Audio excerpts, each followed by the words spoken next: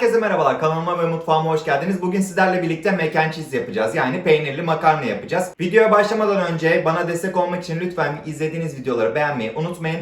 Bir cümle de olsa video altına yorum yazarsanız çok sevinirim. Yapacağım tüm yemek tariflerinden haberdar olmak için de kanala abone olup bildirimleri açabilirsiniz. Şimdi hazırsanız tarife geçiyoruz. Şimdi öncelikle malzemelerimi tanıtmak istiyorum. Yarım paket kadar makarnam var. 1 su bardağı kadar mozzarella peynirim. Yine 1 su bardağı kadar cheddar peynirim var. Şu şekilde 1 su bardağı kadar yine ekmek kırıntım ve baharatlarım var. Normalde mac and cheese yaparken makarnayı normal şekilde haşlıyorlar ama ben burada makarnayı sütle haşlayacağım. O yüzden makarnayı haşlayacağım tenceremin içine 3 su bardağı sütümü ilave ediyorum. Ve hemen tenceremin içine makarnalarımı da ilave edeceğim.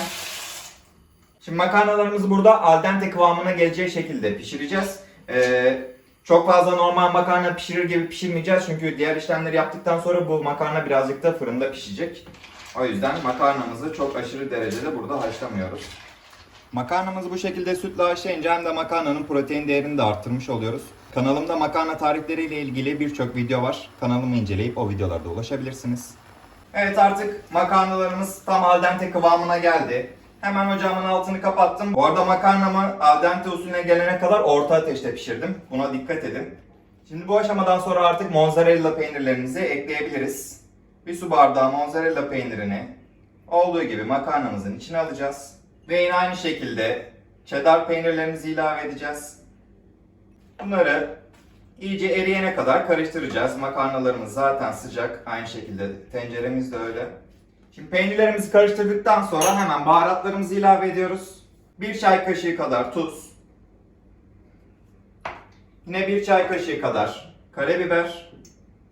Ve birazcık da ben acı sevdiğim için pul biber ilave edeceğim. Siz bu aşamada istediğiniz, makarnaya yakıştırdığınız tüm baharatları kullanabilirsiniz. Baharatlarımla da makarnamı biraz karıştırdıktan sonra şimdi fırına vereceğim için bunları borcama alacağım öncelikle. Makarnalarımı borcamıma aldıktan sonra üzerine ekmek kırıntılarına ilave edeceğim.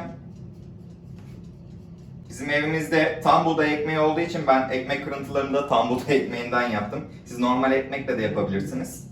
Hatta bu tarifte siz illaki cheddar kullanmak zorunda değilsiniz veya mozzarella kullanmak zorunda değilsiniz. Aynı işlemleri kaşarla da yapabilirsiniz. Eriyen herhangi bir peynirle bu tarifi yapabilirsiniz. Şimdi ekmek kırıntılarımız fırında güzel bir şekilde kızarsın diye üzerine birazcık da yağ gezdireceğiz. Ama çok yoğun bir yağ koymanıza gerek yok. Üzerlerine şu şekilde gezdirmeniz yeterli. Ve ben bunun üzerine tekrardan mozzarella peyniri ilave edeceğim. Siz yine burada da kaşar peyniri kullanabilirsiniz. Makarnamızı önceden ısıtmış olduğumuz 200 derecelik fırında 5-6 dakika kadar pişireceğiz. Yalnız ara ara kontrol etmekte fayda var. Ekmek kırıntılarınız yanabilir. Buna dikkat edin.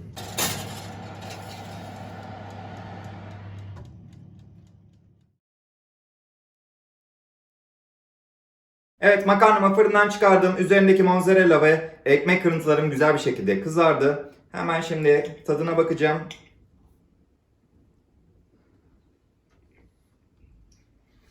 Gerçekten şahane bir tarif. Bunu kesinlikle denemenizi tavsiye ediyorum.